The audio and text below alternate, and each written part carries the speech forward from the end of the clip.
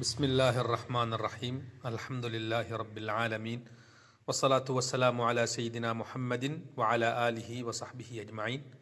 மதிப்புக்குரிய இஸ்லாமிய சகோதர சகோதரிகளே, அனைவருக்கும் அஸ்ஸலாமு அலைக்கும் வரஹ்மத்துல்லாஹி வபரகாத்துஹு. தற்பொழுது நாம் எமது நாட்டிலே மிக மோசமான ஓர் காலநிலைக்கு, இடர்நிலைக்கு உள்ளாகி பல அசௌகரியங்களை பலரும் சந்தித்த வண்ணம் உள்ளனர்.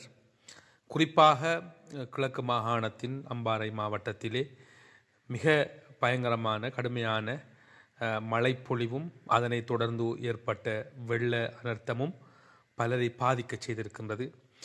இப்படியான இந்த சூழ்நிலையில் முஸ்லிம்களாகிய நாம் என்ன செய்ய வேண்டும், இஸ்லாம் எமக்கு எப்படி வழிகாட்டுகின்றது என்பதனை கட்டாயம் தெரிந்து செயல்படுத்துவது கடமையாக உள்ளது. அந்த வகையில் நபியுல்லாஹி ஸல்லல்லாஹு அலைஹி வஸல்லம் அவர்கள் அவருக்கு ஏதாவது ஒரு விடயம் திடுக்கத்தை, கவலையை, அதிர்ச்சியை ஏற்படுத்தினால், ஏதாவது ஒரு சோதனைக்கு அவர் முகம் கொடுத்தால், நபியுல்லாஹி ஸல்லல்லாஹு அலைஹி வஸல்லம் அவர்கள் உடனடியாக தொழுகைக்கு விரைந்து விடுவார்கள், தொழுகையின் பக்கம் சென்று விடுவார்கள் என்று நபிமொழிகளிலே வந்திருக்கிறது. காற்று சற்று அதிகம் வீச ஆரம்பித்தாலும் தொழுகைக்கு சென்று விடுவார்கள். எனவே நாம் இந்த காலப்பகுதிக்குள் அதிகம் அல்லாவை சுஜூது செய்து அல்லாவிடம் எங்களது தேவைகளை முறையிட வேண்டும். கடுமையான சோதனைகளிலிருந்து, நிற்கதியான நிலையிலிருந்து நாம் அல்லாவிடம் பாதுகாப்பு தேட வேண்டும். அதே போன்று ஒரு மனிதன் சோதிக்கப்படுகின்ற பொழுது, இதா ஹஸபஹு அம்ருன், ஒரு மனிதனுக்கு ஒரு திடுக்கம், ஒரு கஷ்டம் ஏற்பட்டால், துஆ உல் கர்ப், கஷ்டமான அந்த சூழ்நிலையில் ஓத வேண்டிய ஒரு துஆவை எம்பெருமான் முஹம்மது ஸல்லல்லாஹு அலைஹி வஸல்லம் அவர்கள் எமக்கு கற்று தந்திருக்கிறார்கள். அந்த துஆவையும் நாம் ஓதிக்கொள்ள வேண்டும். அதுதான் எங்கள் எல்லோருக்கும் தெரிந்த துஆ. லா இலாஹ இல்லல்லாஹுல் அலீமுல் ஹலீம், லா இலாஹ இல்லல்லாஹு ரப்புல் அர்ஷில் அலீம், லா இலாஹ இல்லல்லாஹு ரப்புஸ் ஸமாவாதி வ ரப்புல் அர்ளி வ ரப்புல் அர்ஷில் கரீம். இந்த துஆ இவ்வளவுதான், மிகவும் எளிதான ஒரு துஆ.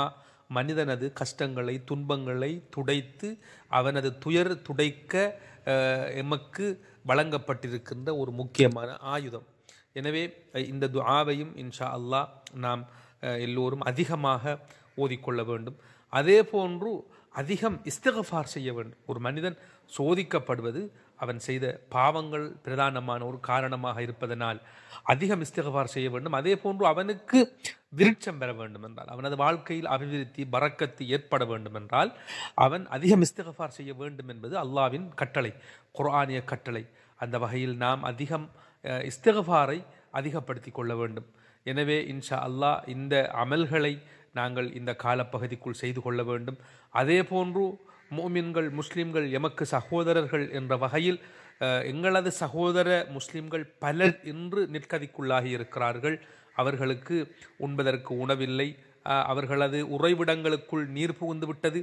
எனவே இவைகளை கொஞ்சம் நாம் எங்களது மனங்களில் ஏற்றி எங்களால் முடியுமான அளவு எங்களது சகோதரர்களுக்கு உதவி செய்ய வேண்டும் என்று முன்வர வேண்டும்.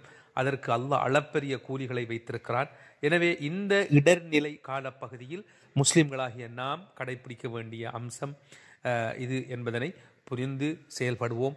வல்லவன் அல்லாஹ் எம் அனைவரையும் ஏற்று அவனது நல்லடியார்களின் கூட்டத்திலே சேர்த்தருள்வானாக. ஆமீன். வ ஆஹிரு தஅவானா அனில் ஹம்துலில்லாஹி ரப்பில் ஆலமீன். அஸ்ஸலாமு அலைக்கும் வரஹ்மத்துல்லாஹி வபரகாத்துஹு.